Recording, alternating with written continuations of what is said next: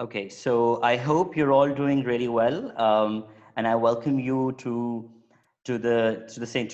yet another synchronous session being convened by Youth Center for Research for the Summer Research Program 2020. So today's synchronous session is going to be about methodology and qualitative research, and we have an amazing person with us to convene this session. So I'll formally introduce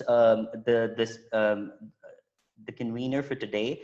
And once the introduction is done, then she'll take control of the session and she will conduct the session the way she wants. So I would formally like to introduce Dr. Severine Minot. She is an academic. She has an extensive experience in academia. She has been working in academics since 2001, which makes like almost 2 decades of experience in this field. So she holds a PhD from York University, Canada in sociology. And she has multidisciplinary experience and multidisciplinary expertise. She is currently an assistant professor at Habib University, and she has administered a lot of different theses and have advised a number of students in particularly in research.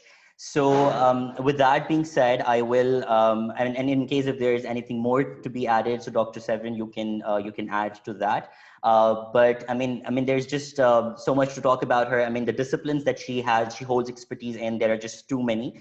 And so, I mean, and in case if she would want to add, so she would definitely add to that. With that formally being said, I would welcome Dr. Severin on board. I really thank you for your time and for agreeing to conduct this session. The researchers, young researchers are joining us from various countries. These countries, from regions of Africa, Asia, and America. And they had been a little. I mean, some of them were.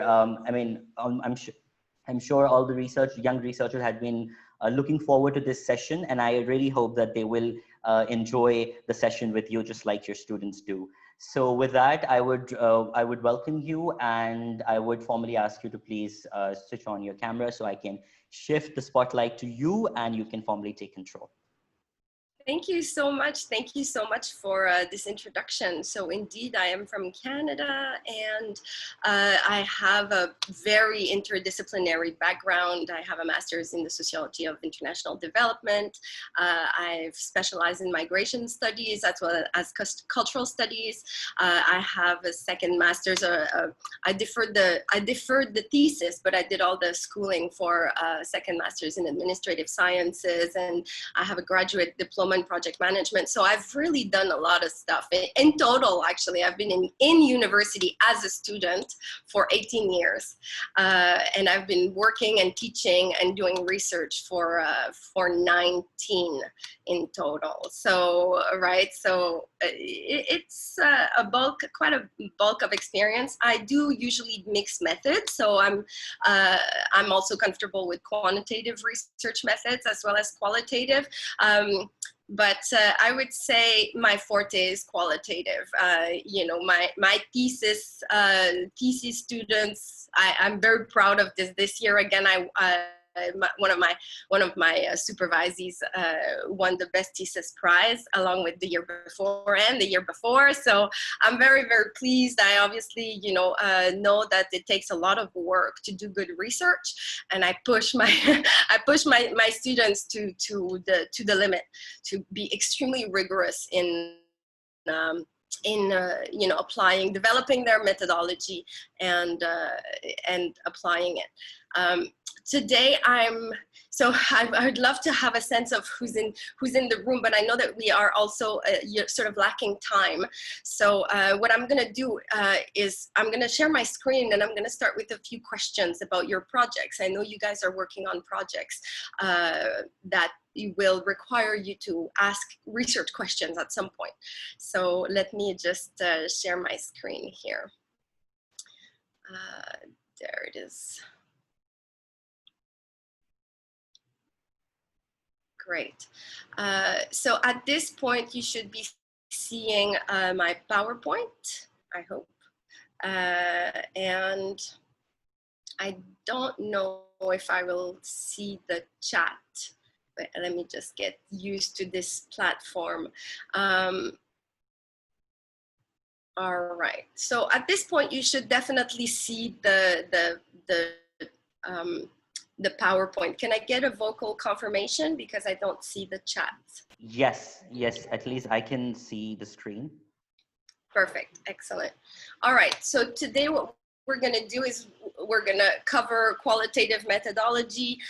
These are the elements that I'm going to cover today. Research question or research questions, right? But this is an expression. The research question drives the method. Always remember this. The research question drives the method. I mean, if you, you know, are not clear on exactly what you need to know or exactly what you want to find out, then everything else that will follow will be all disjointed. So you always have to make sure that you have a really good research question. We're going to see what makes a good research question. You have to have strong epistemological groundings, right? You have to know, you know, what are your assumptions, your basic tenets? Where are you starting from? Right? And this is linked this is also linked to the relationship between deductive and deductive approaches in knowledge production.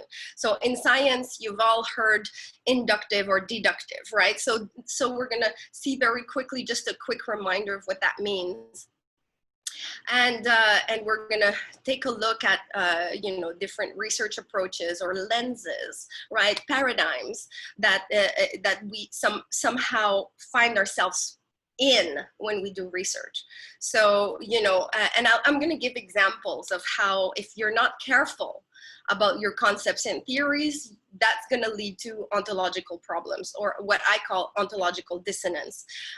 And you see at the bottom of this slide, the item ontological coherence. That is the most absolute, the most important, absolutely important aspect of doing good research is you need to find ontological coherence. Ontology means what is, right? It is the character of what is. And the what is will be your research topic. It will be your subject, how you frame your you know, the object of it or the subject of inquiry. That's ontology. So you have to be clear about the boundaries of what that means, and you have to be consistent throughout, right? Whether it's with regards to concepts, and then also in terms of the methods and questions used in your methods. We're going to take a look at various methods, various approaches, and then we're going to cover ethics. Ethics are really important. I cannot stress enough the importance of ethics. Especially, I know that some of you are working on a project on mental health during COVID. The minute we do research on difficult subjects like mental health, or you know, it could be even something political like corruption or something like that, the ethics become extremely important, because you need to protect yourself, you need to protect your respondents, you need to protect your partner institutions. There's liabilities across the board. We don't want the researcher to get into harm's way, we don't want the respondents to get into harm's way, we don't want the institutions to you know, pay in some way with their reputation or things like that, right? We don't want to be accused of, for example, defamation, even if the content, right? So even if we're talking like a research ends up criticizing a particular institution or a government and things like that, we want to be really, really careful, because that can also land us in trouble. So the ethics, the ethical dimension of research is always really important. And one of the key aspects is informed consent. All right. So if you're using if you need participants, if you're observing participants even, and you're going to use, if you use pictures of participants, all of this needs to be, you need approval from them, right? They need to give you explicit permission to use their face, their name, and all that stuff. And in fact, sometimes they will give you permission to give their name to identify them, but it's not safe. So sometimes the researcher has to sort of override, even though they are willing, you may choose to not divulge their identity, for example, right? Because there could be a backlash for their families or for someone else that they are related to. Okay, and then I'm going to talk about reflexivity and limitations. There's no perfect research. all research is bound by the concepts and theories that we employ. They're bound by the methodology, and they're bound by constraints, time, money, you know, how many heads are working on the project. So there's always constraints, sometimes even legal constraints or institutional constraints. So we're gonna look at the reflexivity and limitations. Reflexivity is thinking about thinking, right? And that means that at a certain point as a researcher, you have to be acknowledged, you have to acknowledge or be aware of your own biases, right? Or do you have a pro-poor bias? Or do you have a, you know, a pro-market bias? Or do you have, like, you have to think about your blind spots. And if you don't think about your blind spot, chances are you've somehow inserted them in your research. So it's really, really important to have mitigation strategies for our own biases and our own limitations in terms of how we see a problem or how we define a problem. For some people, what we think is a problem, for some people is not a problem at all, right? So you have to, you know, watch your language also. And then finally, ontological coherence. So I hope that's a program that seems interesting to you, although it may seem dry if you don't particularly love research, but I'll try to give some concrete examples. All right, so let me just go to the next phase. So the phases of knowledge production. In knowledge production or in science, there's really the deductive process and the inductive process. A lot of natural sciences use mainly the deductive approach. But usually the deductive approach is not necessarily the point of departure. That's not where we start. Usually we start with an inductive approach when we start. And inductive means that we start from the general. So sorry, we start from the specific and then we make a general rule. So the idea is that you will, in an inductive process, you're going to make a lot of different observations. You're going to observe many, many instances of the same thing. And then you're going to look for patterns, and then you're going to build a theory, right?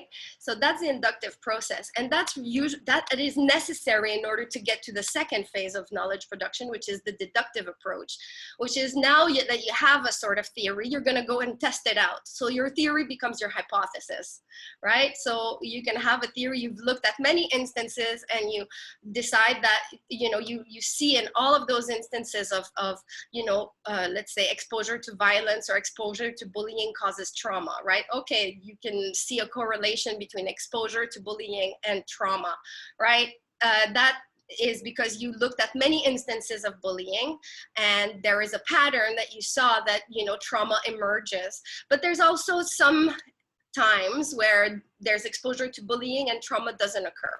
And then you're like, okay, well, I'm gonna start from the hypothesis that that bullying causes trauma, but I have to acknowledge that it's not always the case, that sometimes it doesn't. But in the cases that it does, you know, how can I test that, right? So then you're gonna look at maybe what kinds of trauma emerge from different kinds of bullying, right? So that's where you would start with a theory, but then continue and build more knowledge from that theory. You can also just test in a very straightforward manner if the theory applies. Trauma causes bullying. Yes, bullying causes trauma. Yes, no, right? And then you can have a survey, and then you can, you know, build your correlations, and there you go.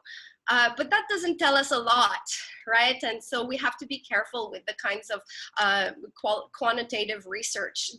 You know, they can help us, quantitative research can help us with identifying trends and you know, patterns.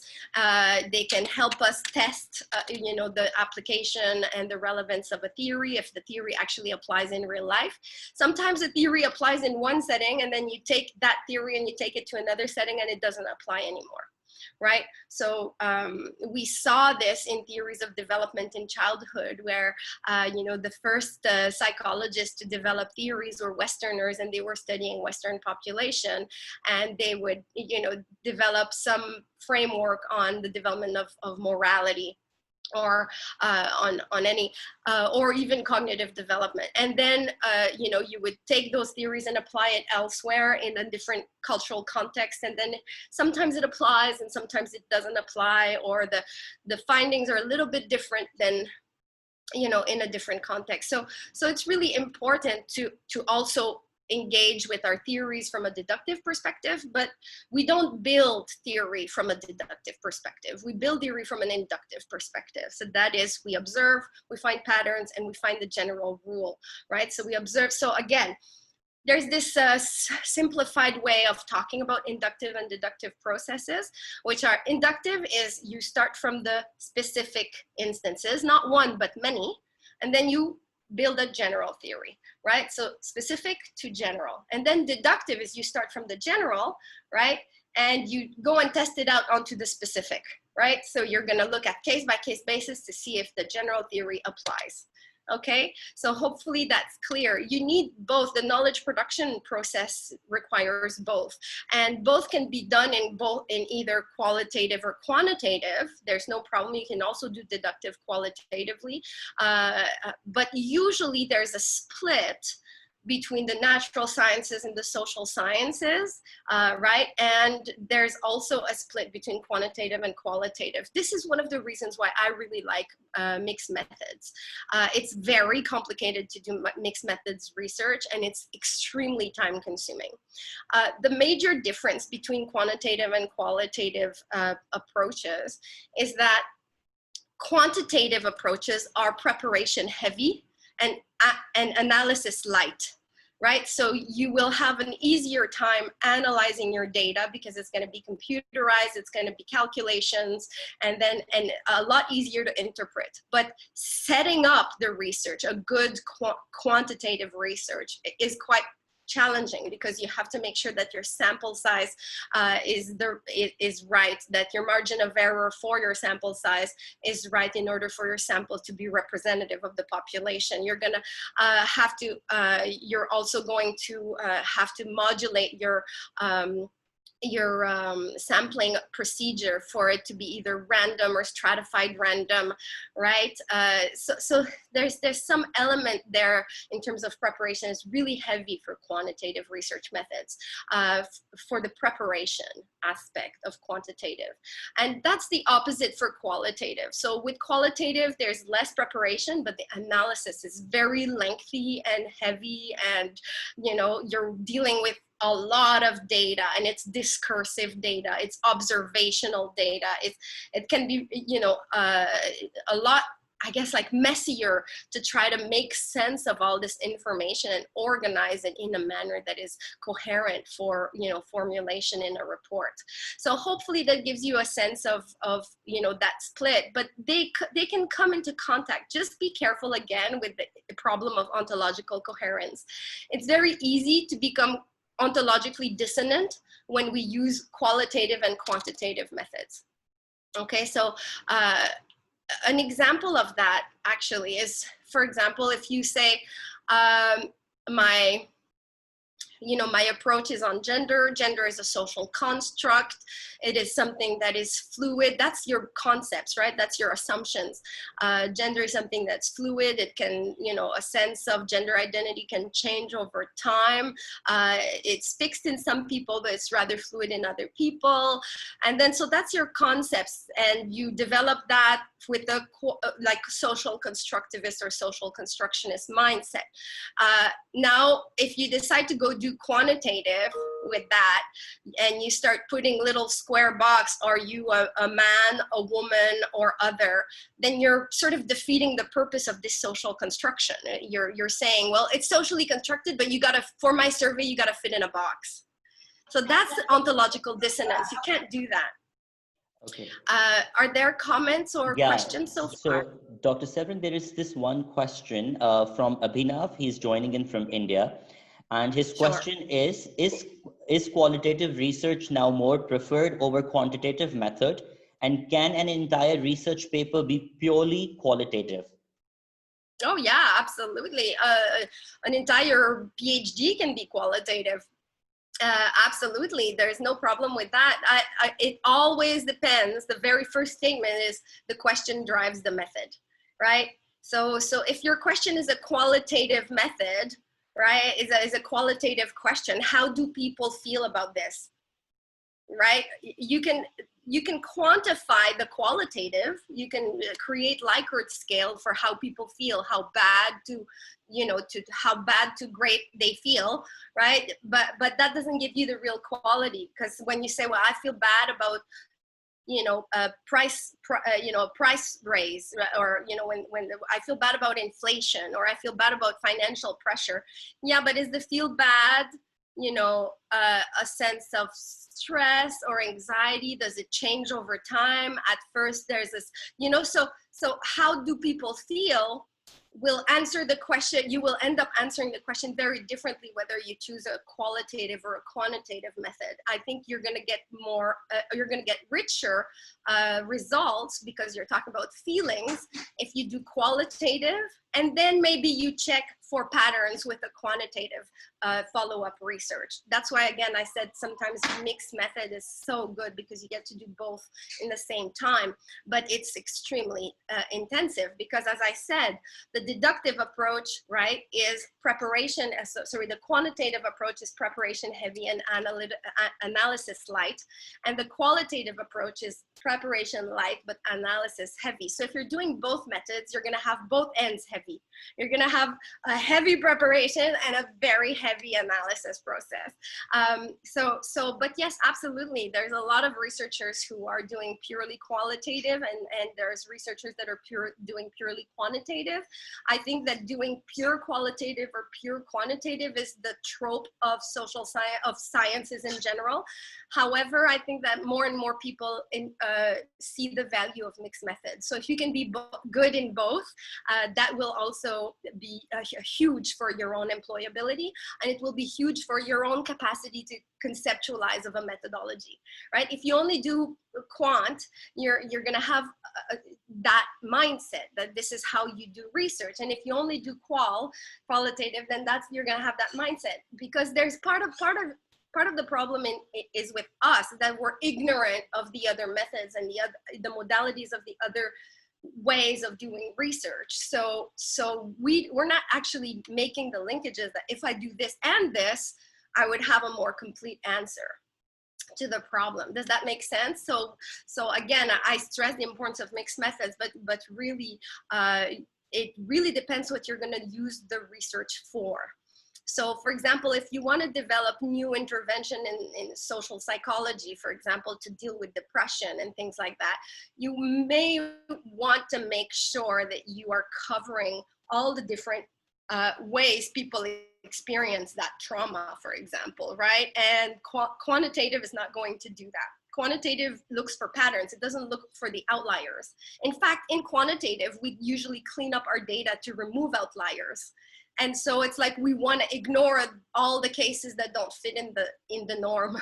But in social psychology, these cases are really important, because they show us how one person does not develop trauma despite bullying. Something else was happening. Maybe they had, you know, a different kind of support, and they were able to not develop trauma despite the abuse, right? Does that make sense? So we need to look at those outlier cases, and it is qualitative research that does that best.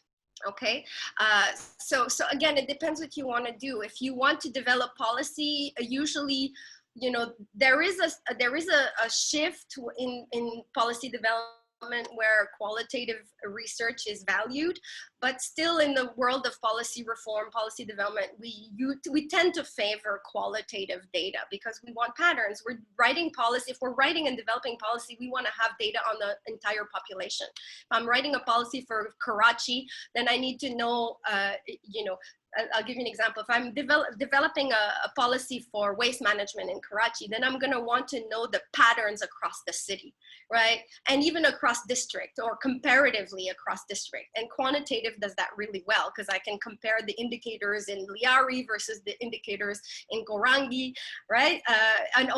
You know, obviously I'm talking about districts in Karachi in Pakistan.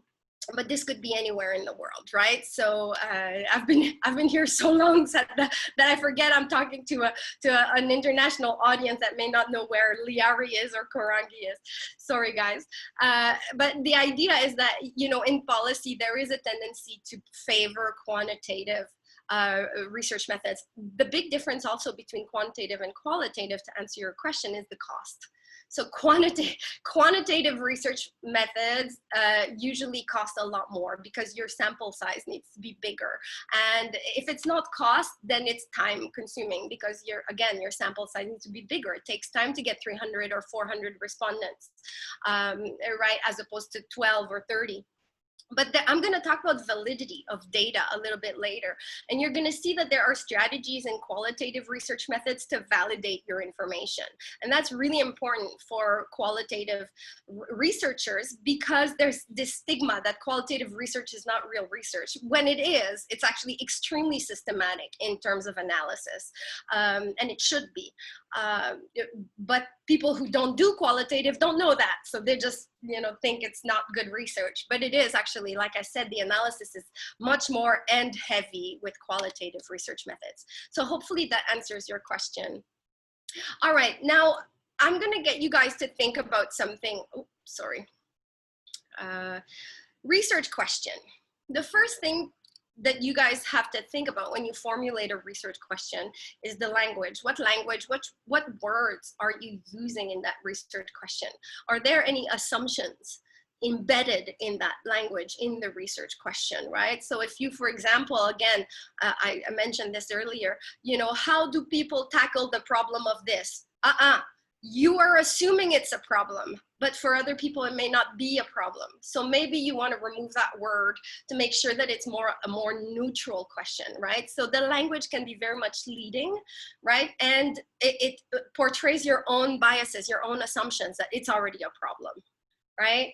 When in fact, for other people, it could be an opportunity, right? So again, just be careful with the language. The issue of language is also going to affect your scope. You gotta make sure, I'm skipping one, I'm gonna talk about open-ended and close-ended questions in a minute. And I'm gonna get you guys to do a quick exercise as well, so hopefully you can participate and apply these reflections to the projects that you're working on. So again, the language, very, very important. In that language, in your research question, you're gonna have to identify what the topic is and who you want to talk to, right? Like is your topic subjects or something that subjects are experiencing, right? So you have to make sure that this is really, really clearly articulated. No, this is no time for fluff, no time for convoluted reflections. You want your questions to be straightforward, without assumptions, straight up. Right, and you need to have normally a main research question and underneath that some sub questions. This is going to be your frame for everything else that comes after. Your choice of concepts and theories, your choice of data gathering methods, the development of your instruments, of your research instruments, so on and so forth. So again, language is very important. And in that language, then you have formulation. And, you know, there's really two kinds of questions. There's an open-ended type questions and there's close-ended type questions. And so usually close-ended questions are more coherently applied to quantitative research for the simple reason that the methodologies of quantitative research do closed-ended questions better, in the sense that you can ask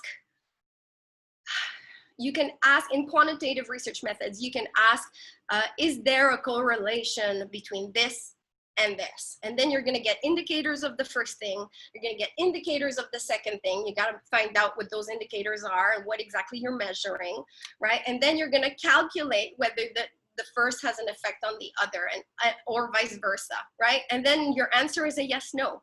Yes, there is, or no, there isn't. And then you can qualify. Yes, there is to that extent.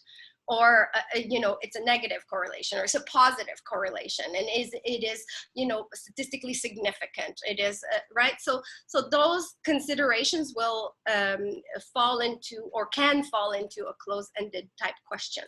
But for qualitative research, this is not suggested. It's not encouraged. In fact, you're going to hit a wall very quickly if you use a close-ended question. For example, when in an interview, you may ask, like, so did you ever you know, experience trauma? Yep. Can you tell me more about it? You don't even have to ask that second question. You can ask both questions in the first instance. That is, you know, whenever you've experienced trauma, how was it like? What did you experience? Or, you know, what was it caused by? The what is the open-ended questions. How is the open, how did you feel about it is the open-ended question. Does that make sense, guys? So it's really important for you to avoid, when you're developing an open-ended questions, please avoid did you, have you, do you, you know, any question that you end up answering with a yes, no. Those are really not super productive, and they always require a follow-up question. So you can do that, but it's also a burden because interviews can be really long, and you want to sort of condense the information. So you are already talking to these people because they have experienced trauma, or because they, you know, so whenever you have experienced trauma, how did it feel, or what was it caused by, or how did you get over it, how did you manage it, right? All open-ended question, but I'm assuming that they have experienced trauma. I'm saying when you have experienced trauma, right? And if they haven't experienced trauma, they'll just tell you, nah, they didn't have any issues of trauma. Okay, fine. So there's nothing else to say then. But if they have experienced trauma, they're already thinking about the how or the why that you've just asked them. That's the, you know, the root of your question. That's really what you want to get at. And I tell my students always go back to the research question. Always, like throughout your research process, revisit your research question and ask yourself, am I developing the questions to answer, you know, the sub questions in my interview, in my instruments, in my interview guide or survey or observation grids? Am I developing my, you know, my preparedness? Am I developing all these in light of the actual main research question? If you forget, I've actually seen research that has one research question and then all the data that comes after that is completely off, right? So one particular case, I was working with quite junior researchers, and they were asked by their employers to develop a research on the conditions on the condition of women in their company, right? The experience of women in the company. And they obviously wanted to get at the root of if there was harassment, if there were opportunities for upward mobility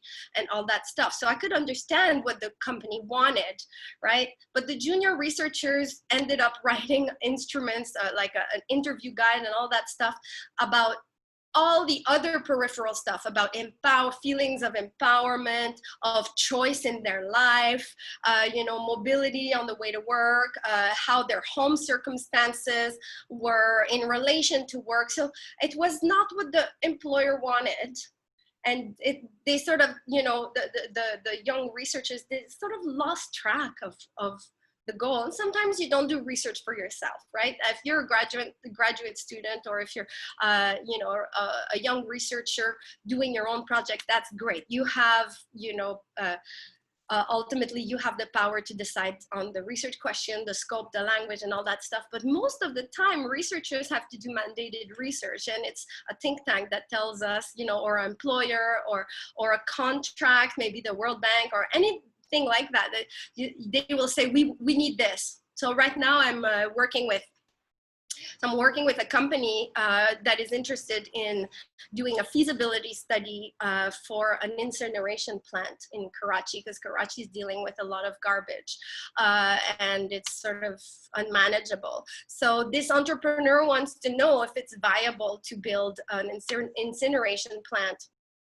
energy producing incineration plant in Karachi, right? So I'm not going, so I need to be mindful in that project about what information is useful for a feasibility study for that plant. And if I get lost in all the data about garbage, right? And just end up with a lot of data on the problem of garbage, maybe that's not the most useful for this enterprise that is looking for, a yes, or they're looking for, is it a viable project politically, economically, socially, culturally? Like, is it a viable project? They want to know this. So I'll have to make sure that I answer that question. And it's the impetus is on the researcher to do that. That's where we put our labor. So sometimes the topic is not within our control.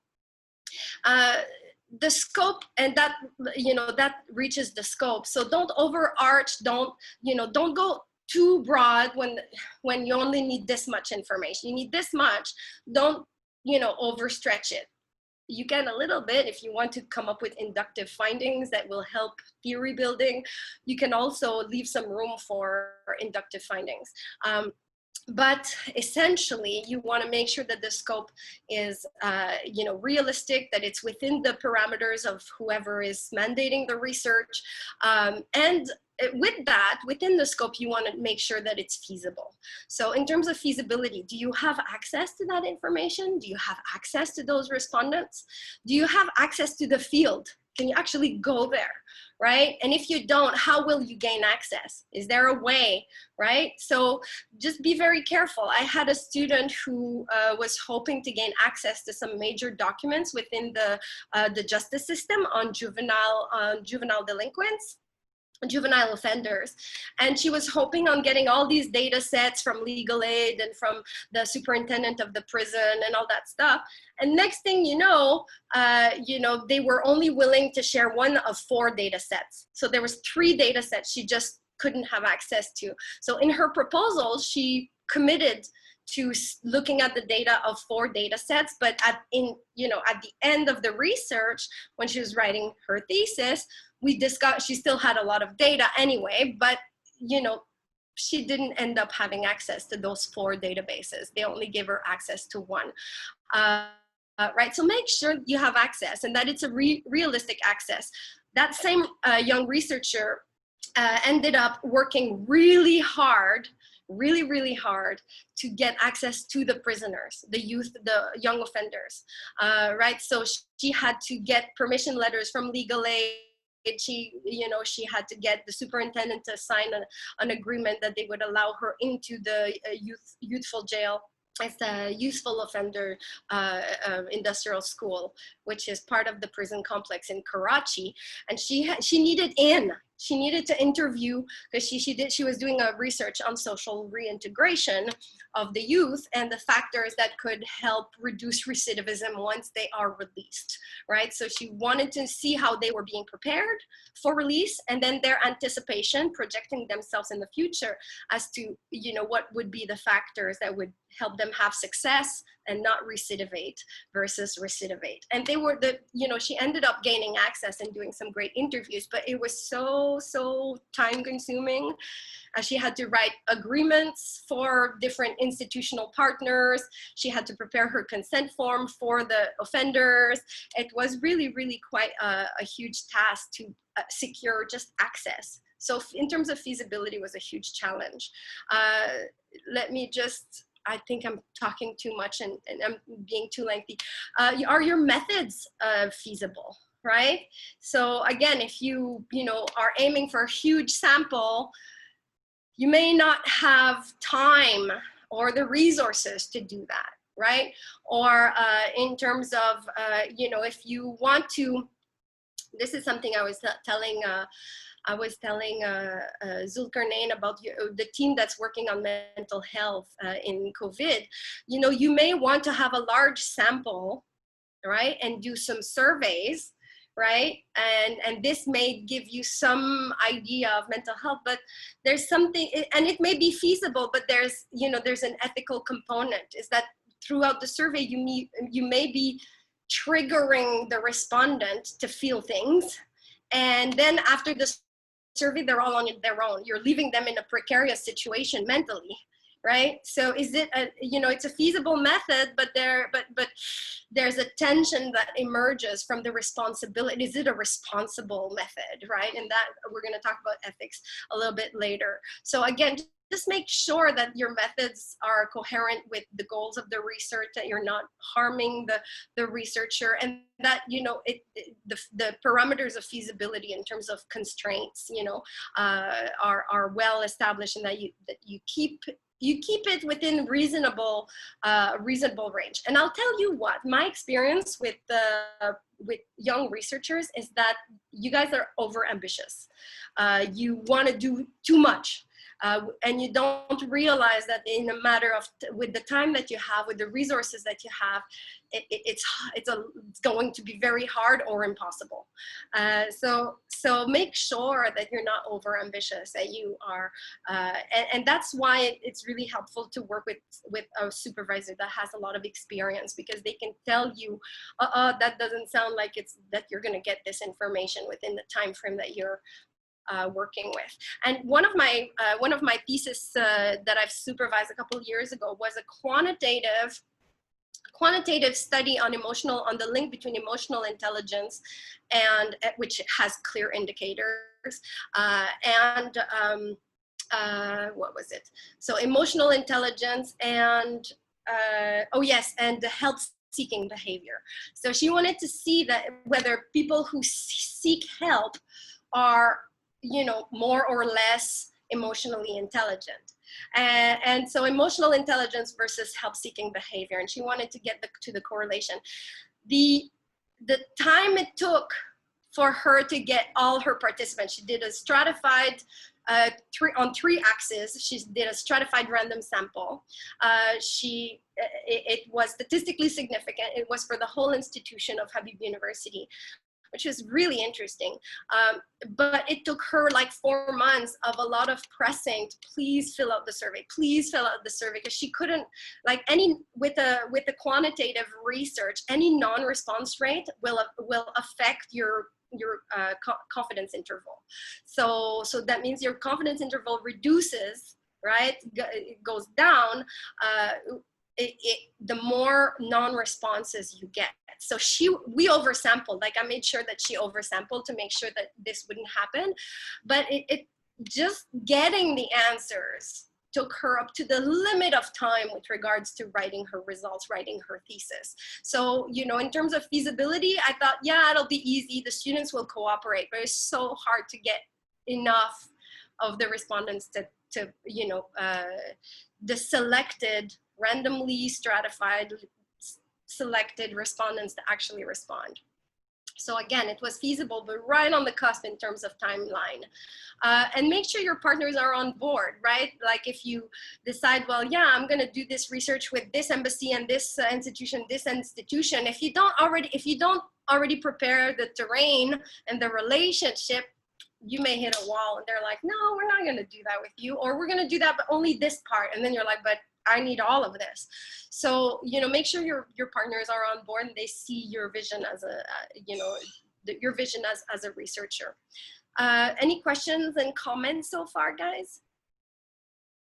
No? There aren't any on the chat as yet. Okay, perfect. So now, Zulkarnain, have you prepared the online form? I'm gonna stop sharing my screen if I may. Okay, pause share. Okay, let me see if I can. So yeah, right now I don't know what you're seeing. I paused the share. I can still see the screen that you're sharing. Okay, that's strange. All right, it says pause, share, stop video, remote control, more options. Well, okay, I don't want to waste time.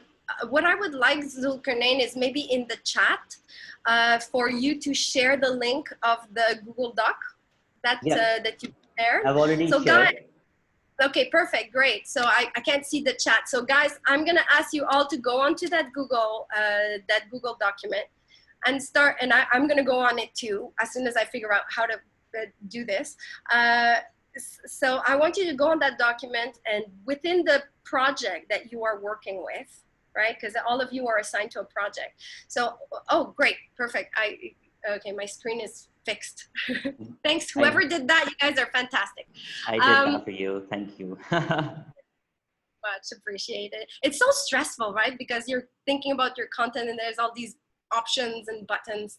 Okay, so guys, instructions, okay? For the next 15, 20 minutes, it takes time to think of a good research question, but you guys are in your zone, you're thinking about your projects, you're thinking about your endeavors. And so I want you to go into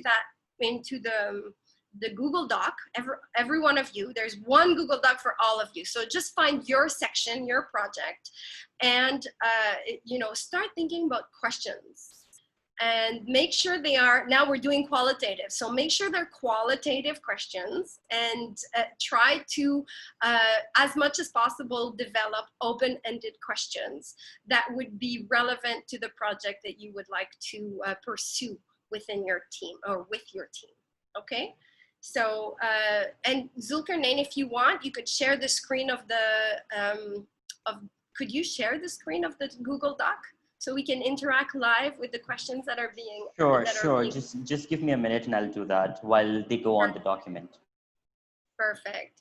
So I know there's not a lot of time, guys, so just take 10, 15 minutes because, yeah, I'll go probably till 4:30. I hope that that's okay to cover all the other content. But I wanted you guys to think about your projects and for this session to be relevant to you and what you're doing, okay? So yeah, start writing questions.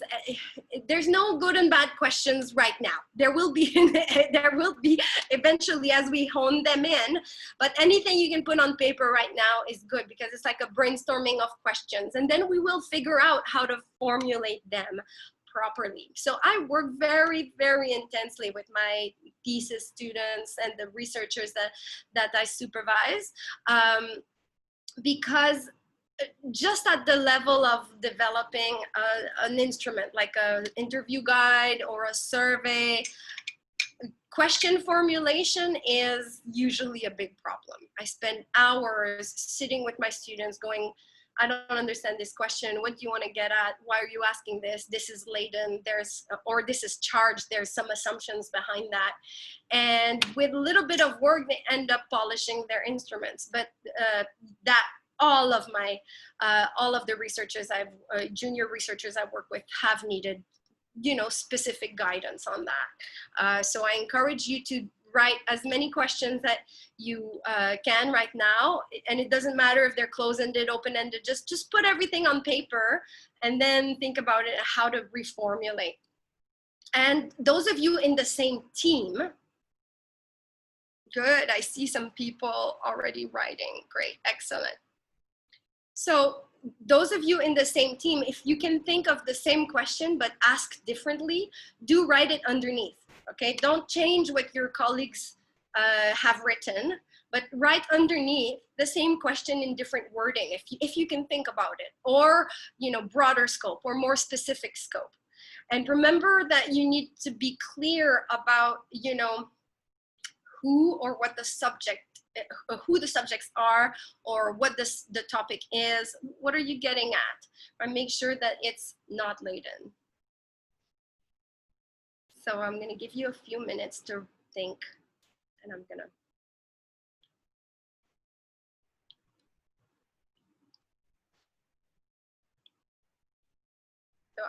So I've just stopped my video for a few minutes, and you guys can still hear my voice, but I do this so that I can also see the chat to make sure that I'm not missing anything. All right, everybody make an effort to write some questions. And if you need some help, try to start with how or what or why. Those are really good, okay? Don't worry about typos at this point. It's not problematic, right? Don't worry about typos. We don't care right now. So I hear pandemic and health crisis. Is your mental health affected due to the current pandemic? That's a yes or no question, right? So you could also ask, how is your mental health affected due to the current pandemic? So, right, the same question, but a little bit more open, that is going to lead to actual real content, right? Not just a yes or no. Because if you say, is your mental health affected due to the current pandemic? The answer is yes or no. And then you have to ask how. Well, just ask how, right from the start. How is your mental health? And then they will say it's not affected at all, or it is, and it is in this way, right? So this is just an example. Has your sedentary lifestyle, so that the has is also a yes, no question, right? Has it? Has it? Yes, no. Has your sedentary lifestyle made you more depressed or made you more nostalgic or whatever? Has that, that is a yes, no. Yes, it has. No, it hasn't, right? So you also want to make sure that you're not necessarily, closing the question. So you can also ask, in what ways has being sedentary affected you, right? In what ways? Things like that. Or can you, even questions like, can you explain this from your experience? Can you tell us more about your experience, blah, blah, blah, right? These open questions are wonderful to get a lot of very, very rich data, right? And this is when you're going to analyze the narratives, that's where you're going to see patterns, right? So a lot of people will answer. You're going to have a sample. You can have a sample of 30. You can have a sample of 50. You can have a sample of 70. And, you can even do qualitative surveys. It's hard sometimes. A lot of survey respondents answer very succinctly, and you don't get as much content as if it was oral. One of the strategies one of my research supervisees has done before is to ask participants to read the questions, but to answer through recording. So they would use their phone and just talk. And this allowed for a lot, instead of typing, because the typing aspect, again, people don't tend to type a lot in surveys. So having all these, asking open-ended survey questions, but having long answers voice recorded was really helpful in her case. So here I see corruption and political integrity. How can we mitigate political corruption to foster system transparency? Good question. And you would have a lot of literature on that. I know you guys have had some presentations on literature review. So you want to make sure that you are building on the knowledge that already exists on that subject. Do you believe there is a positive correlation between a free media and political integrity? Well, this is a yes/no question. If you are interested in public opinion or people's opinion on this, you can ask this yes/no question. But another question would just, again, how do you believe? You could just add the how. How do you believe free media and political integrity are related? So you change a little. How do you think media and political integrity are related? Oh, and then trust in your respondents that they will be able to understand the question, and if not, be prepared to reformulate them. So how do you believe? No, remove the belief. But anyway, so how do you think free media and political integrity are correlated? Then you get to, oh, well, free speech and, right? You get access to information, right? Transparency of government, right? Access to government data by journalists. Those kinds of things would emerge, right? Instead of, do you believe? Yes, no. Yes, no. And then you're done. Right? So again, I'm showing you here how to transform a close-ended question into a more interesting, qualitative, open-ended question. So education and innovation. What are the issues you face when receiving online education? Very good. How are your academic institutions contributing in easing your issues in receiving online education, right? So here you are assuming, like, this is a good question, but you're already assuming that academic institutions contribute to easing. But you could ask a more open questions, like how are academic institutions managing or you know, contending with the issues that students face in online education. And then they would say, well, they're doing a whole bunch of things. Not everything is helping. Not everything. They're doing a lot of stuff. How are they dealing with the situation is a more open question, right? And then you can also ask a two-part question, which is, you know, what are they doing to respond to student needs with online education? And are these responses, you know, helpful or not? Or in what ways, now you heard me, this is a yes/no question. And in what ways are these measures effective in easing or not your issues? Things like that. That's why I say you got to really work with language and think reflexively about how you are formulating your questions. And even at my stage, I will just formulate a quick question. I'm like, oh, that is a close-ended question, and we need to rethink that. Okay, so here, what gaps exist between national and global policy goals in relation to ensuring? So in relation to ensuring, that's already like heavy jargon. Things have moved since, but try to clean up your data. You don't need to in relation to ensuring. No, you can just say in ensuring. So you remove relation to, not necessary, right? You want to make sure your sentences are as simple and without convoluted twists and turns, right? Simple, straightforward. So gender equality, if you can just stay on that page for a couple seconds. Gender equality, how does the lack of primary education opportunities affect the progress of girls in every sphere of life? That's a lot of spheres of life.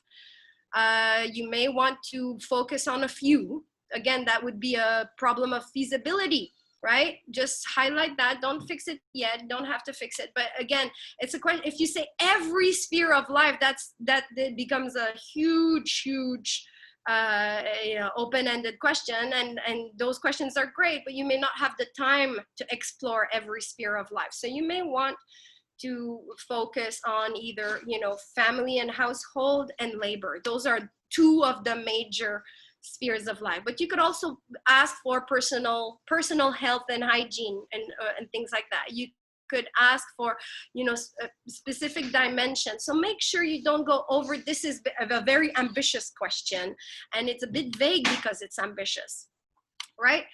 What gaps exist between national and global policy goals in relation to education for girls? Yes. Here you are starting with the assumption that there are gaps. And but you would need to show that there are using your literature review. Right? So if you do a brand new research, what are the gaps in communication? What are the gaps in this? And there is no precedent or there is no prior research that proves that there is a gap, then you are assuming there is a gap based on your own experience. And that's a big no-no. So if you assume there is a problem or there is a gap, it needs to be proven already that there is by other previous research. Okay? So hopefully that exercise is useful for you to think about question formulation. Again, go back with every question. Am I getting at something that I can measure? Am I getting at something? And then you're going to realize that, how are people experiencing that? Then you're going to say, okay, well, remember, the question drives the method. If you want to know about feelings and experience, you're going to have to engage with respondents. If you are interested in how media represents something, right? How does media represent political corruption, for example, right? So here you're going to end up doing discourse analysis. So you can see right away that your question will drive the method.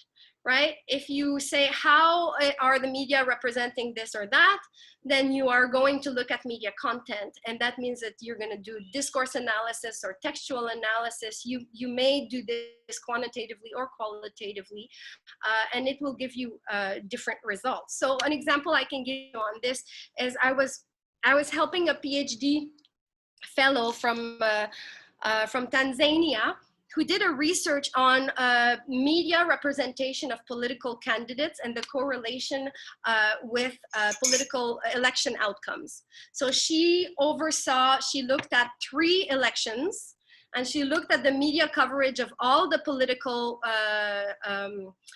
candidates, right? And she actually developed a categorization to say whether the representation was positive, neutral, or negative. And then she developed a scale, right, for positive and for negative, and then negative representations, and there were the neutral ones. And then with these indicators, right, she collated the information of all of the articles that were published 1 month prior to elections. And so she had a lot of archives to read, a lot of newspapers to read. But in the end, she had really good indicators of how the media represented specific respondents, political representatives, right, who were running for elections. And then she had the results of the elections, because they were past elections. She did, as I said, she did 3 elections. So she could see she could see the results of those elections and then correlate, right, through a quantitative. But the idea that I'm putting forward, despite the fact that this was a quantitative research, there was a qualitative dimension. She had to develop a quantitative measure of positive representation or negative representation. Good, bad are qualitative features. Or, right? Does that make sense, guys? Dr. Severine, I think there is a question on chat, but I cannot see the chat since I'm sharing my screen. Oh, okay, great. So I see it. I have the chat. So I see a couple of things. How has the COVID-19 pandemic affected your mental health? Yeah, that's great. That's a good question. And then the other one is, if one has to work on coping strategies, should this subject be tackled qualitatively or quantitatively? I think that, well, I think it depends what your research question is. If you want to know, for example, if you already have a list of coping strategies and you want to know which coping strategies are the most effective, then you may want to do quantitative, because you're going to have a bigger sample, which is, again, very hard to get, but you're going to get a bigger sample, and you're going to get a sense of how many people find this coping strategy to be effective for this symptoms for these experiences, right? And then, but here you want to know which one is the most effective. It doesn't actually give you the story of what are coping mechanisms, how do they evolve over time, because a coping strategy isn't fixed in our lifetime, right? We sometimes we eat a lot to cope with anxiety, and then after that you can't eat anymore, right? And then you just, eating gives you a stomach ache and you're like unsettled. And so your coping strategy is just like, at some point is to delve into food, and other times is to ignore food. So, right, I'm just giving you an example. If you want to know how do people develop coping mechanism? That's qualitative, right? How are people coping? That's qualitative. So if you already, like I said, the question will drive the method. So both could be good, Ariba. Both could be good. It depends on what you actually want to know, and you're only going to realize that once you have a list of questions in front of you that sort of give you a bigger picture of what is the important information you want to get at.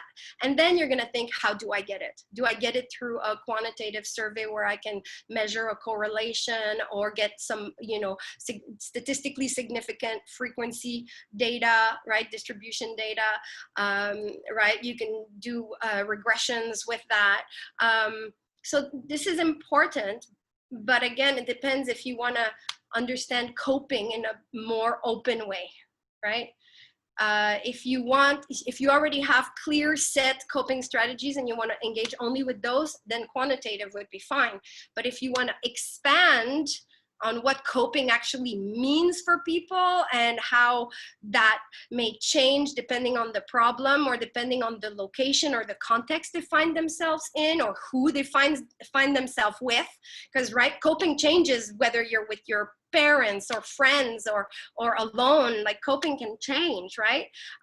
So again, these nuances may require you to do qualitative and in fact to have some pretty important and serious ethical consideration, because the minute you talk about coping, you talk about unease, right? And unease, if you talk about unease, can make the unease emerge. So you want to make sure your participants are, that you're supporting your participants in making sure that after the interview or after the survey, they're not, in a state of crisis. And then next thing you know, one of your respondent has, pardon my trigger, but maybe committed suicide or tried to commit suicide, or right. You don't want to open a can of worms with your questions either. So you as a researcher, you have a responsibility to those respondents with whom you're talking about difficult subjects like problems and coping strategies. Okay, so that's really important. All right, I'm going to go back to the presentation. I hope this exercise was useful in starting to think about your projects. Right. So, it's already 4 o'clock and I'm only on my 3rd slide. I'll go fast, I promise. I very much value your time, so I don't want to overextend.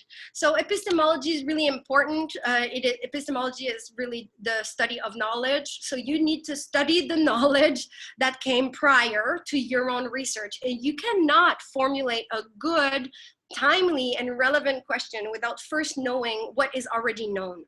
Maybe you're asking a question that so many other researchers have asked before, and there's so much research on that already.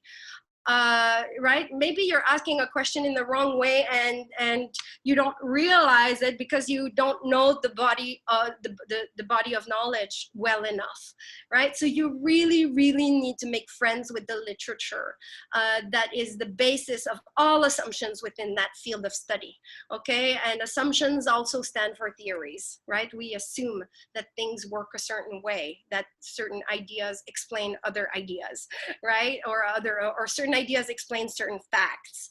So make sure you know your topic very, very well. And within that literature, you have to also you have to read critically to identify old biases. So for example, a lot of science for a long time and still sometimes is very gender biased because they are produced by men, for men, with a male mindset, and then you realize that the female perspective or even the transgender perspective is not even there, right? And then you may, for example, if you're working with gender, realize that a lot of the knowledge within a field, it keeps on reproducing the binary, that there's only female and male, when in fact we know there are people who are born intersex, right?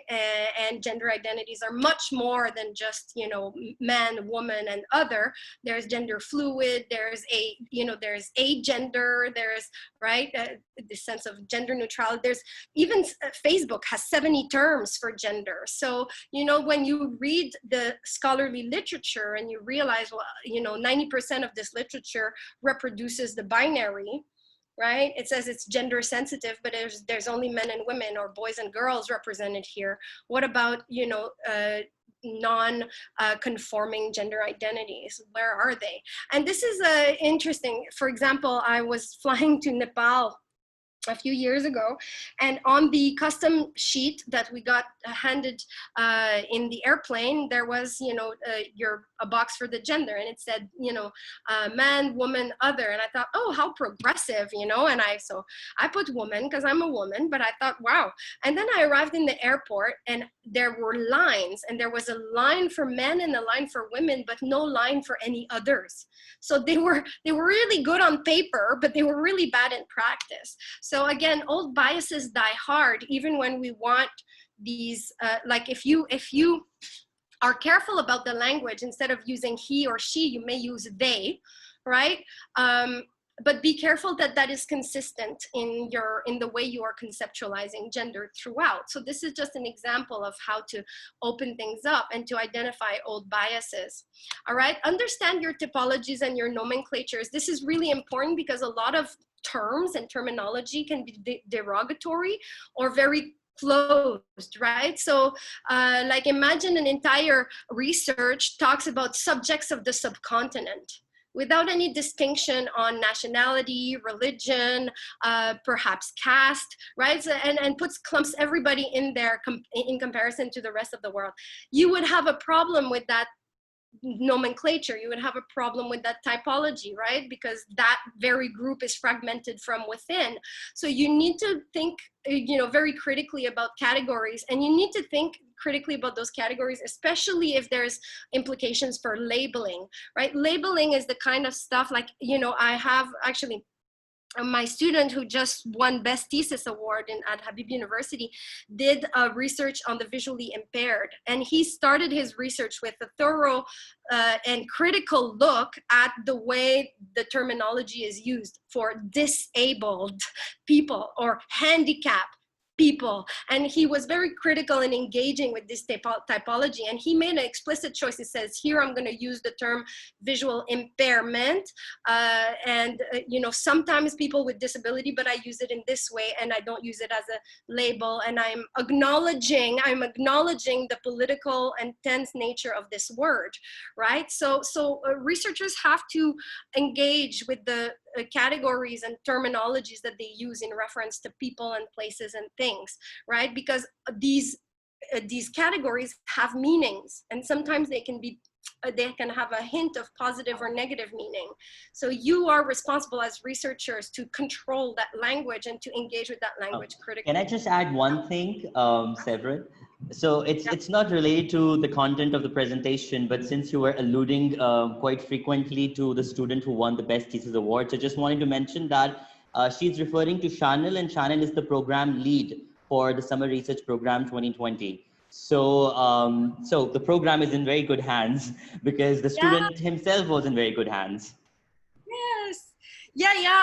Chanel, and he works hard. Like he stayed focused despite COVID, and so that's the mark of a good researcher is, not getting distracted from all this other stuff. Just eyes on the prize, getting your results, getting, honing in your analysis. So I very much appreciated his hard work, and yeah, you guys are definitely in good hands. In fact, I would trust all the group leaders from Habib University. I would trust them very, like I wouldn't have a single doubt about trusting them. I know them all, and they're all really, really strong. So you guys are really in good hand. Also, so finally, using reference definitions, this is really important. You can use many and combine them together. Sometimes one definition doesn't do the trick for you, but there's an element in it that is good. Make sure you use in-text references, or, at least put them in your bibliography, that you actually know what you're talking about. You're not just defining something from the top of your head. That is a big, big no-no. Okay, there's definitions for everything. Look for them. Use Google Scholars and get some definitions for even the idea of coping strategy. Get a definition for a coping strategy. Right? And then you have to choose your key theories and concepts. And this is very important because it sort of delineates, what matters. So are you using a social constructivist or constructionist approach? Are you using a post-structural approach, which are linked, right? Social construction and post-structuralism are linked in some way. There's a huge overlap, but that means you have to actually delve into the literature on those theories and concepts. And there too, you have to reference. Use key authors. Are you using, key concepts like the concept of label and labeling theory? Are you using key concept with regards to rehabilitation and social integration? Those are concepts you would need to define. With regards to mental health, you would want to define mental health. You would want to define certain mental health conditions. And you may want to be careful again with the language, because a lot of mental health conditions are pathologized within the biomedical model. And right, when they're not necessarily diseases, but really conditions that we develop because we live in toxic environments, right? So they're not necessarily diseases. It's not necessarily a pathology to be, you know, to experience a mental health issue. So right, everybody may experience mental health issues. You go through a tough time, whether it's you know, a loss in your family, or you know, a huge deception or whatever. You may go through a period where you're mentally, you know, or emotionally, psychologically fragile, vulnerable. So maybe that too should be part of mental health, not just a disease that is diagnosed within psychiatry. So you're really going to have to engage critically with your definitions and choose the scope of your definition, and make sure that is or concepts and theories, and make sure that these are well documented. Okay, so that's your basis. And this is very important because you're going to have to use these concepts and theories in your analysis later. You can't just develop an epistemological framework, right? And then do your, you know, develop your research instruments, and then in your analysis, never revisit any of your concepts. So I have a student who did a research on space, and in her draft, she fixed it in her final draft, but in her original draft, she had identified the concept of display space in schools, where she was looking at analyzing spaces in schools. And she, you know, defined the concept of display space. And then for the rest of the thesis, no mention of display space, when there were actually areas where she could have mentioned it.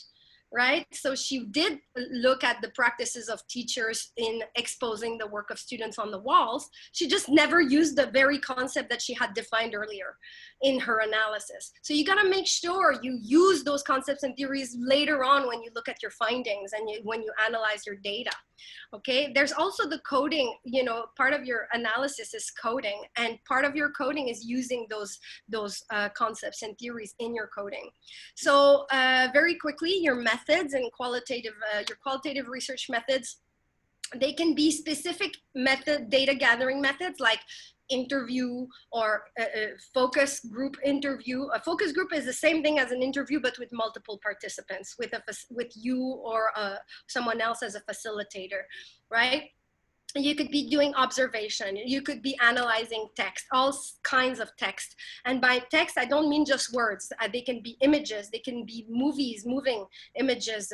They can be sound bites. They can even be auditive stimuli, right? Whether it's like music, right? Sounds. So your textual data really at the qualitative level is wide open. Okay, and you're gonna have to find the right method to get it. So do you wanna, you know, look at a sample of images from Disney movies, or do you want to look at a sample of images from magazines? So that's data. That is text for a qualitative researcher. The same, so again, so you're gonna, in terms of the kinds of data, even observing interaction. If one of your method is observation, by the way, there's two kinds of observation. There's participant observation. So here you are observing participants, and you're not really involved, right? You just observing. You're there, but you're observing. Participant observation is you are observing the participants. But there is also observant participation. That means that you are participating and in the same time observing. Observant participation. So this is a very important distinction in terms of how to engage with observation. And this is very interestingly, a scholar who ended up in jail decided to do his PhD while he was an inmate, and he was obviously engaged in observant participation. He was in the system, he was in jail, but he was observing other inmates and the relationship between the inmates and the guards and the officers and the infrastructure. So his research distinguished between participant observation, which is often used to mean observant participation, but it's not the exact same thing. So make sure that you engage with a clear definition of what kinds of observation you're going to do. If you need narratives, you're going to have to talk to people. What is the best way to talk to them? You know, individually, one person at a time, or in a group, a focus group. And you can, yeah, guys, you can run focus groups online, okay? So you're not bound to doing focus groups face to face. You can do focus groups online. Obviously, there's a limitation that your respondents have to have access to internet and a computer, but it's absolutely possible, okay? There's textual analysis from archives, documentation, and here just be very careful. The term secondary data analysis is often used for documentation analysis. It's not the same thing.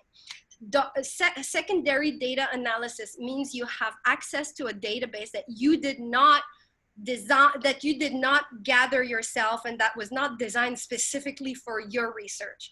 But you're using the raw data, right, to feed into your research. That, accessing a database that isn't technically your own, or that you didn't design for the purpose of this specific research, that is secondary data analysis. Anything else, like, you know, documentation, you're reading the data that's available by the UN on this or that topic, that is not secondary data analysis. You are not dealing with the raw data, you're dealing with the reports, right? You're dealing with the findings. So that means that you're doing documentary research, right? You're not doing secondary data analysis. So make sure you know the difference. Right, where am I? Oh yes, and there are different research approaches that are different from methods. There's a difference between a data gathering method, which is specifically the interview, the type of observation. In terms of interview, you can do structured interview, you can do semi-structured interview, you can do unstructured interview. There's a lot of different kinds of interviews. I personally love narrative interviews because they seek to get stories. And stories are always so rich and they're so engaging for readers. Readers love to hear stories. There's something in the journey of someone that is, you know, deeply meaningful. But they are more time consuming, and ethically, obviously, you have to build trust with the respondent. And that takes time and specific efforts, and an equalizing dynamic, power dynamic between the researcher and the respondents. Researchers should always be mindful of their power, right? In vis-a-vis or in relation to respondents. Sometimes an expert witness or an expert interviewee has technically more power over the researcher, and the researcher is just bound by their availability or the way they want to conduct the session. But usually the researcher, especially if we study minorities and disadvantaged groups, the researcher is in a position of power. In fact, some minority groups will expect the researcher to help them, like help them get out of the rut that they're in. And this makes, it's a very difficult relationship in a way. Like you have to set boundaries, like you're gonna help them in the sense that the research is in their interest, and you gotta make sure that their interests are respected with the research. Right, but in the same time, there's limits. You can't, you know, go and you know, start a funding program and save everyone. So it's very hard, you know, there's a human element of doing. It's hard to be super. I'm very empathetic, so to be so empathetic towards people who are going through a hard time, and those are your respondents, and then next thing you know, you just can't help them to the extent that they want and need to be helped. So there is, you know, there are tensions with respondents depending on the topic. Now, data management, you need to make sure that your data is entered properly and saved in a secure space. Like, do not put your data, especially if there are names and addresses and phone numbers and you're dealing with a, you know, contentious topic, you know, don't put your data in a place where just anybody could hack in. And so make sure that it's password protected if it's online. It's better to keep your raw data offline in a, you know, in a secure drive. So you need to think about those things as well, and also which software will be the best for you to use. I highly recommend you to use software, and in fact MaxQDA does offer some free licenses. Zulkarnain, if you want to get a free license for your group for qualitative data, I can give you the contact of the agent who does promotion for MaxQDA, and they can give you access to MaxQDA and all the tutorials on how to do the data analysis for qualitative data. I love Atlas TI is very good, and Vivo is very good, MaxQDA is very good. These are softwares for qualitative data analysis.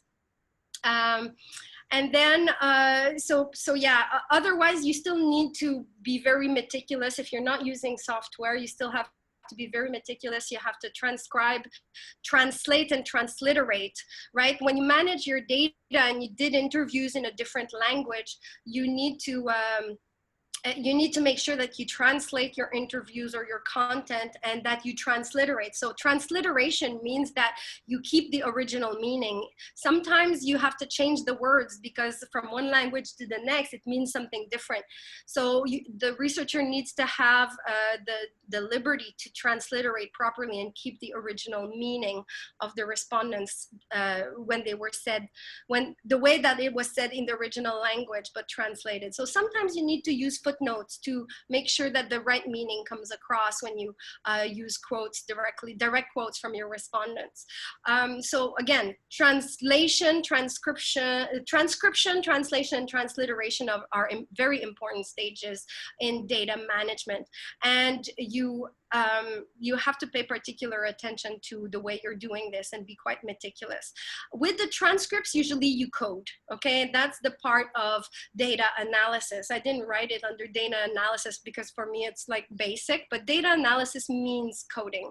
It means that you're gonna go through all your data, you're gonna highlight stuff that pertains to different themes to answer your research, right? So if you're doing research on coping strategies, then you're gonna, code the data to identify different coping strategies, right? So some people isolate, some people call friends, some people, and then so you can, start coding. So your major code will be types of coping strategies, and then under that you're going to have subcategories or subcodes for different kinds of coping. And then in your software you're going to identify which segments of all your different interviews go into which category, this coping mechanism or this coping strategy or this coping strategy. So you can think of it as like color coding your interviews, but there's no it's not really color coding in the software. It just literally, if you want to look at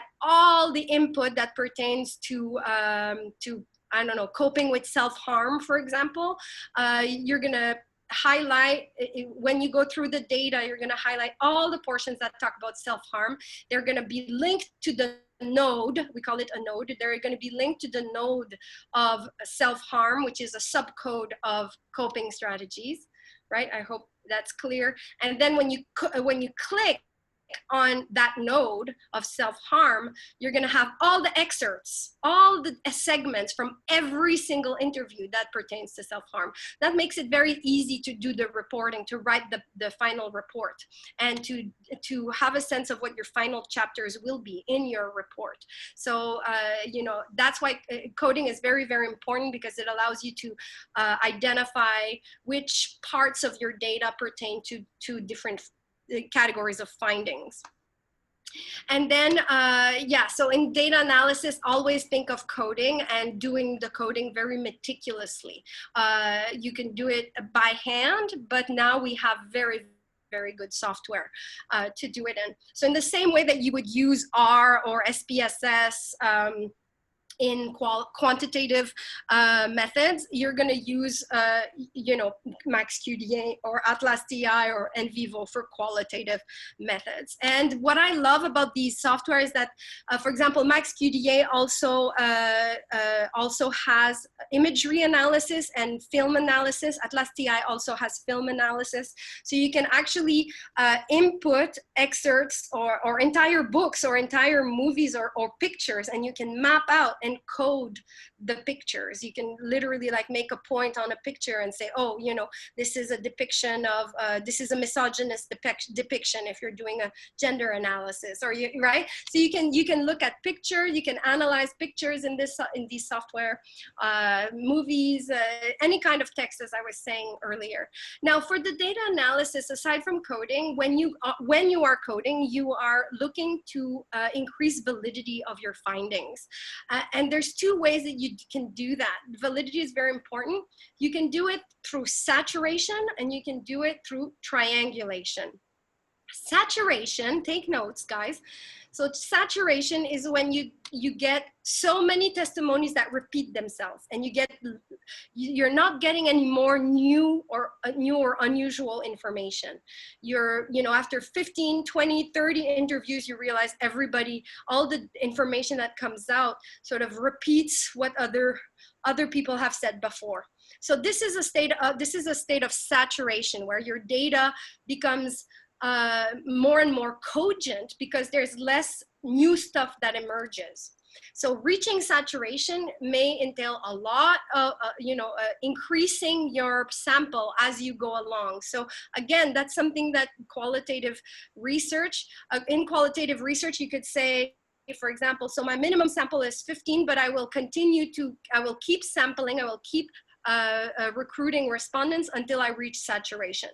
And that means that you could go up to 18 or 22 or 32, but that's the point where you no longer get, after 3-4 interviews, you're not getting any new information. So that's a point of saturation, right? And then that means that basically you've gone around the question, right? You've gone around the question. It's sort of representative of reality in its multiple forms for these respondents. The other one is triangulation. Triangulation is trying to get corroborating evidence either by different categories of respondents or by different methods. So different methods, triangulation by different methods includes, for example, you observe something and then someone tells you their experience, and the observation and the testimony corroborate each other. And then you can also triangulate that with previous research from the scholarship. So now you've got previous research from the scholarship, your own observations, and respondent testimonies that all say the same thing. So now you're triangulating your findings and you're creating validity because they're repeating themselves, because that same finding repeats itself across multiple methods, right? So you can do interviews with a group of people, and then there's also triangulation with different categories of respondents. So for example, you're gonna interview some patients, mental health patients or whatever, they'll give you their testimonies, and then you go and interview their parents, and they give you another type of testimony that confirms what the patient said. And then you're gonna go and interview some psychiatrists or psychologists or mental health experts, and they too confirm that same finding. So now you've got 3 different categories of respondents all corroborating the finding, right? So you've got the person suffering from the patient, you've got the parent of the patient and the expert, right, that are all corroborating the same thing. So that increases validity, and that's very important in qualitative research, again, because there's a lot of misconceptions about qualitative research, and those who do quantitative research tend to look down upon qualitative research, and it's really unfortunate because it's actually really quite rigorous. So I'm sorry, I wish I could stop and take more questions and comments, but I need to cover so much content. So now let's talk ethics. So the point with ethics is that you need to obtain informed consent, and you need to properly assess risks and liabilities. And that means the risks and liabilities for yourself as a researcher, for your participants, and for collaborating institutions. So you don't want to do research that's going to get the Youth Center for Research in trouble, or Zulkarnain. And you don't want to do research that will get Habib University in trouble. You don't want to do research that will get your own respondents in trouble, not even their families, right? So I had I had one research a little while ago that I was supervising where the respondents were willing to be identified, but they were selected because they had sort of a subversive identity in society. And then I was talking to the researcher. I said, maybe you should, even if that person agrees to be identified, you should keep them anonymous, because their families, people will know this person, and this person is sort of coming out with a subversive identity, and everybody who knows or is affiliated or associated with that person could be now liable of a target, of being a target.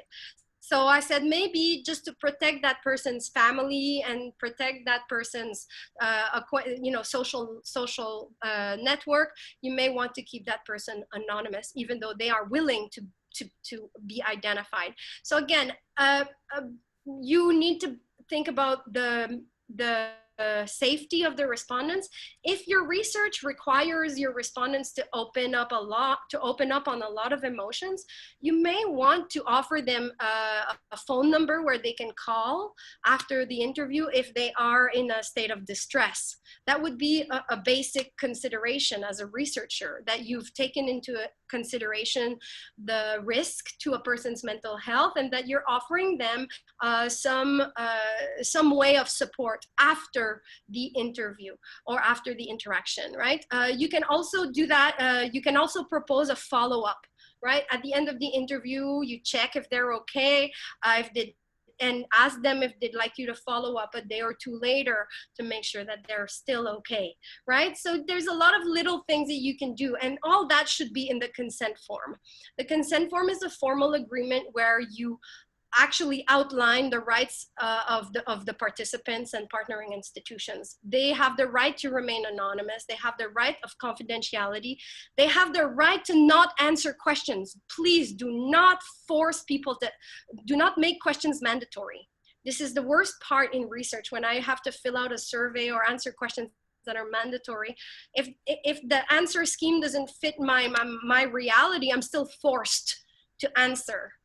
That's when I usually quit. Respondents have to be told that they have the right to withdraw from the research without penalty at any time during the data gathering stage, okay? So you cannot force, oh, once you're in the research, you're in for good.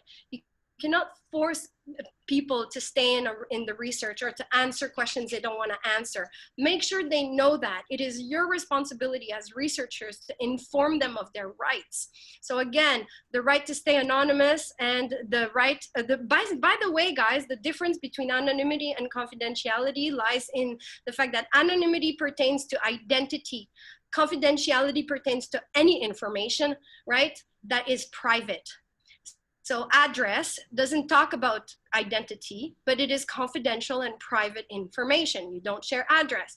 Names are both linked to confidentiality and anonymity. If you tell the name, right, you've revealed private information, and that, you know, obviously compromises anonymity. So when you talk about confidentiality, you're talking about information. Information is kept confidential, right? And this is done usually in order to protect respondents and to preserve their anonymity. That means to make sure that their identity is not released in publications. Okay, so there's a difference between anonymity and confidentiality. Remember that confidentiality is about information, confidential information, not, you don't say confidential identity, right? You say confidential information. And then anonymity pertains to identity. That is, that the identity is protected, right? And not published or divulged, right? And therefore the anonymity of the respondent is guaranteed, right?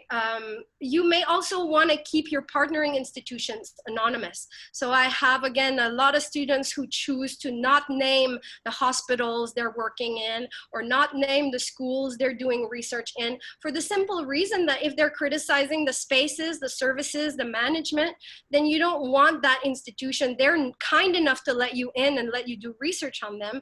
You don't want them to suffer from their reputation. You want the data to be useful to them and not not lead to defamation, right? So, and finally, the liability to yourself. We all sometimes want to do some really subversive research on corruption and things like that, but you always want to make sure that you're not putting yourself in danger.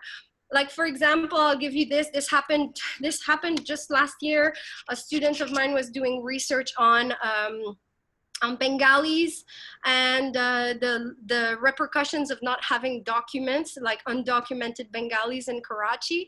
And she was followed by the ISI, which is the ISI is the secret services of Pakistan. She was followed. Her van to the university was halted, and she was lucky she wasn't in that van that day, but they looked inside. They were looking for her or someone, and they let the van go. So, you know, she was lucky. She ended up going to live at her sister's for a couple of months until this blew over. But and I have another student who did research on Afghans, the second generation Afghan refugees in Karachi, and he too was and this was a direct contact with the security, with the secret services, who were basically investigating his role or his relationship to these social groups and social networks. So you may, you know, if you're doing subversive research, you need to be, you know, conscious of the risks. You need to be very clean about your research, and again, you know, be really responsible with regards to your respondents and the institutions you're working with, and take care of people's hearts. Like, do not just use your respondents, make them feel like, okay, now that you have the information, they're not important to you. Like, these people are people, and everybody, people participate in research because they want to make a difference, because they have stories to tell. So maintain the respect and be aware of those power relationships. If you have a little bit more power than the respondents, you're going to have to try to equalize this in some ways. Right? Other ethics too, we don't usually pay respondents or participants. We don't give them money, but we can give them a little bit of compensation with regards to lost wages. If they've given you time during their work time and they've incurred losses, you may want to offer some compensation. You can pay for snacks and food during a focus group. You can also pay for transport, right? For compensate them for the cost of transport to get to and from a place. But essentially, you would want all the volunteers to participate on a voluntary basis, right? Without any remuneration or compensation. But sometimes it is necessary when working with underprivileged people who use their work time to answer your questions. Sometimes you may want to offer some compensation for lost wages, right? So hopefully that's useful information to you. Make sure that the objectives of the research are clear. And by the way, the objective of the research is the exact same thing as your research question, but formulated formulated as a statement, as a goal. The aim of you know, this research is to, and then active verb, explore, examine, you know, assess the reasons why, and then your research question is there, right? Or the conditions of whatever decision making. But the idea is that your objectives for the research take up the exact same language as your research questions. They're just a reformulation of the same thing. So I've talked about respondent support strategies. Oh yes, you need to tell in your consent form, you need to tell your respondents how much time they are expected to give you. So if they're participating in an observation session as well as an interview, in the consent form, you should normally have details on the interview should be no more than 30 minutes to 1 hour, and the observation will take 1 day of your time, where someone will just follow you and shadow you and observe you. Okay, fine. So you just need to tell in the consent form what is expected from the respondents, okay? So hopefully, I think I've covered the main points. Finally, there's reflexivity, thinking about thinking. Guys, this is so important. We are never objective. If anybody tells you that objective research exists, I humbly but very critically beg to differ. There is no such thing as objective research. In fact, apolitical objective research in a way, can serve against the interests of people who need research to be used to help them improve their living and social conditions. So be very careful with that. But the idea of objective research, in my opinion, doesn't exist, because we always have some biases, even just in the words we use, or in the, I have a pro-poor bias. I like to do research for the little guys. I like to, produce knowledge that will help the underdogs, the people who are underprivileged, the people who really need it, right? But other people may just want to do research on, profit and profit making. What are the conditions to, and that's great. That's still viable research, but know your bias.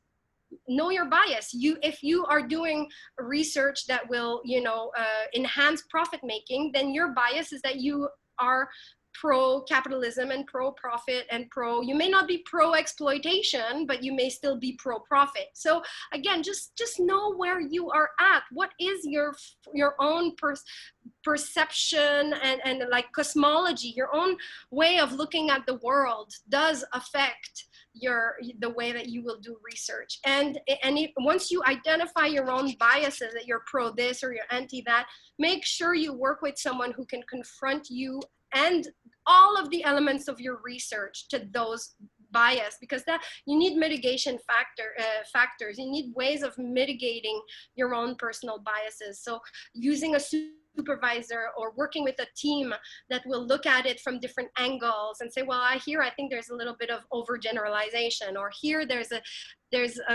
sort of a inclination for this or that. And don't be shy to do political research. You just have to mention it, right? You can say this project. I mean, even Chanel, his research is explicit. He wrote that he has a pro-disability perspective, and that his research is to help people with visual impairments access tertiary education and the job market. And his research is not apolitical or neutral, and he's fully engaged with that mindset. And so at that level, his research is political. It is to produce change. It's not a research that's like, here's data, you do whatever you want. Any research that ends with recommendations is political, and therefore it is not objective. The data analysis can be objective, but the research as a whole, because it has a goal, cannot be objective unless it is just, well, produce data. Okay, great, produce data. But the minute that you are involved in meaning making, it's no longer objective. Meaning making is always subjective, right? And so make sure that you engage with your own subjectivity in a manner that is critical, that makes you see your own blind spots. And that is part of the crux of acknowledging limitations. Be humble, but don't undermine your methodology. Don't go and say, well, it's only a qualitative research. No, please don't speak like that. Every research, every new bit of information is valuable. It opens up avenues for future research, and it confirms what we already know, or brings up new ideas that we didn't know or think about in the scholarship. But be clear on how you contribute to knowledge, be clear on how you contribute to scholarship, and whether you're just sort of confirming things that are already known, or whether you are actually producing brand new insights, right? And be clear on your contribution to the overall scholarship. And inductive findings, even though regardless of what research, you can do deductive research with, but leave room for inductive findings. But the idea of inductive findings is important because they are avenues for future research. And these need to be identified because it's also a clear indication that the researchers involved realize you can't do everything in a research, and this type of research will be important in the future. This research, the research that you just have done can be a trampoline to new research, right? And so you can discuss that in your conclusions as well. It's very important. Okay, so finally, you want to maintain ontological coherence throughout. Oops, sorry guys. So this, I say, what is? Ontology is what is. What is? If gender is a social construct, it must remain a social construct in all your research tools, in all your questions, even in your analysis, you need to continue with that. You cannot say in one section of your research that it's a social construct, and then in another section of your research treat it as a fixed category. Right? Fixed category, unchanging, essential with essentialist and assumptions. So that would be an example of ontological dissonance, and you want to avoid that, as much as possible. And this is why some people think that qualitative and quantitative research has a tension, because usually quantitative research needs to rely on fixed, supposedly objective categories, while qualitative research tends to sort of blow that apart a little bit and sort of look at the nuances and how certain ideas, concepts, and even categories are experienced. So for example, like when we do research on identity, self-ascription and other ascription are not necessarily equivalent, and they affect identity in a particular way. So if you say this person has this identity, then you're like, well, is this identity ascribed by others, or is this identity self-ascribed by the person? And that becomes very, that becomes very important in the way we talk about identity. So make sure that when you engage with the concept that you're ontologically coherent the whole way through. If you want to look at socially ascribed identities, then focus on that. If you want to focus on self-defined, self-ascribed identities, focus on that. If you're looking at the conjunction of all of that, then make sure you stay with that and be consistent throughout the entire research from beginning to end, right? And I don't mean beginning to end only, I do mean it in terms of your final research report, in the way that you write. It needs to be coherent, but it needs to be coherent in time as you unfold and conduct the research. So every day that you work on your research, remind yourself of your ontology. How do you frame the topic and the subject that you are, investigating? So again, this applies to all methodological aspects of research. So that's it for me. I covered a lot of content. I'm gonna stop sharing my, or Zulkarnain, do you mind just shutting the sharing of the screen? And I'll take some questions and comments if you don't mind before I close the session. I'm sorry I went over time. I think you can totally take the questions. If somebody wants to say something, you totally can. You have the floor. Thank you very much, Severine, for all this time and for an amazing session. But I think on the chat, we do have a comment from Shobra, and she says the session is helping a lot to understand the methods from different perspectives, and she is being thankful. So that's one comment that we have on the chat. But if someone, I'm glad to see that there are 23 participants already in the session. Some of them actually left. Of course, they had their own engagements, Yeah. prior engagements. But at least it's recorded. It's Yeah. recording. Yes, Those who yes. left early can watch it later and see. I think that this is really basic stuff. Actually, we could go a lot deeper into specific qualitative approaches. For example, if you do ethnography, that's one thing. If you do phenomenology, that's another thing. If you do ethnomethodology, that's another thing. If you do discourse analysis, that's another thing. So again, you can bring them together, but usually like ethnography, that's a package. That's the package, right? It includes, contact, it includes observation, it includes contact with, people in the field and that kind of stuff. Okay. There is a comment by Alan as well, and she says it's very, very, very helpful session. Thank you. But I would say if somebody could just chime in and, orally comment, so that would be great and encouraging. So yeah, and after that, of course, you can leave. The session is formally ended, but yeah, we're just only taking last comments, and you can, if you want to thank Severine, you totally can do that verbally by chiming in. Thank you so much for your attention. Again, apologies if because it ran long, but do chime in. Just turn on your mics, guys. It doesn't have to be so formal. So Ellen says, very, very helpful session. Thank you. Aisha says, thank you. It was my pleasure. You know, I also have complete faith in Zulkarnain. You guys are in really good hands.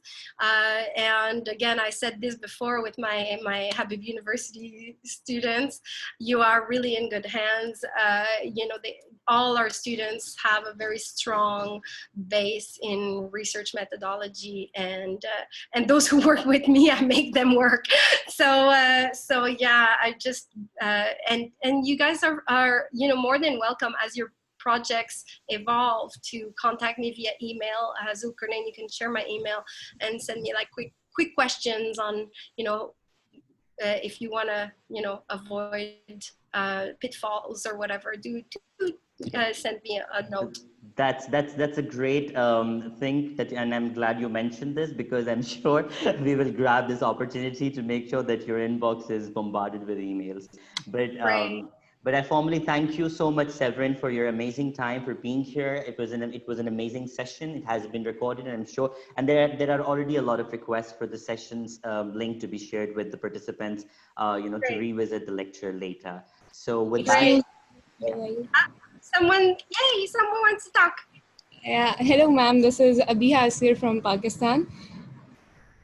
It was a wonderful session. It was a lot of knowledge to grasp. Thank you so much. It's been far, very much informative. Thank you so much. Great. Oh, my pleasure. I'm so glad. I'm, you know, bringing the bar up a little bit, I think. But yeah, feel free. It's, you know, there's a lot of pitfalls in research, so feel free to contact me or Zulkarnain, or contact Chanel, who I trust, you know, very much in giving really good advice on how to take research forward. Hello. That's very much helpful. Thank you so much. My pleasure. Thank you. Thank you so much. Hello, ma'am. Hi. Good evening. My name is Abdul Mumin from Nigeria. I belong to the Youth and Political Engagement team, and I must say that the session so far has been so revealing, and I've been able to pick a lot of points from there. I'll Okay, try great. to do more readings to know more about some of these themes, so it can be very useful for us in our research. So thank you so much, ma'am. Great, my pleasure. You know, it's really important. Some of you are engineering specialists, or you know, you guys, some of you are you know, studying in administration or whatever. So you know, if you're not familiar with some of these terms like ontology, epistemology, do look it up. You know, and I will share my PowerPoint as well, so you can revisit the PowerPoint without listening to the whole video. And if there's, don't be shy, you know, if you don't understand a term, just go check it out, go read up on it. I think it will be helpful. So don't be shy. You know, I do interdisciplinary work, and that means sometimes I'm like in a new field that I know nothing about, and I gotta read. In fact, my hobby is reading on quantum physics.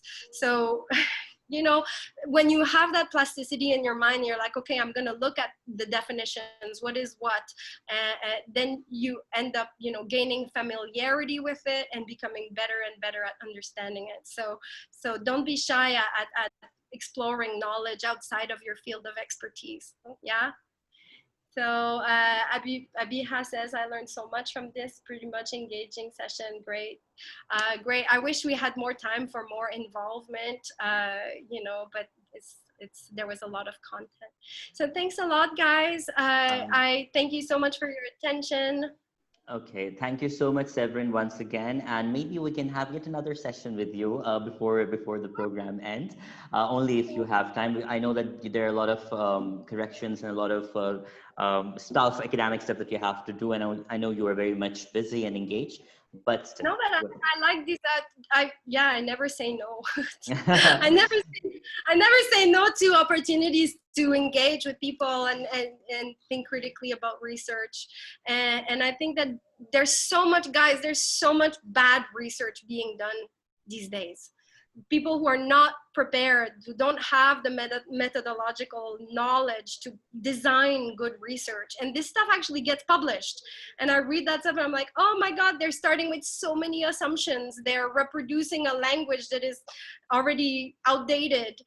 So you know, be critical of the research you access online, and make sure that you don't fall into the traps of producing bad research, right? So I'm confident that you will with the team that you have. Okay, so with that being said, okay, so I'm formally ending the call, and yeah, so everyone please take care of yourselves. Severin, please take care of yourselves. Bye. Thank you. Okay, great, thank you.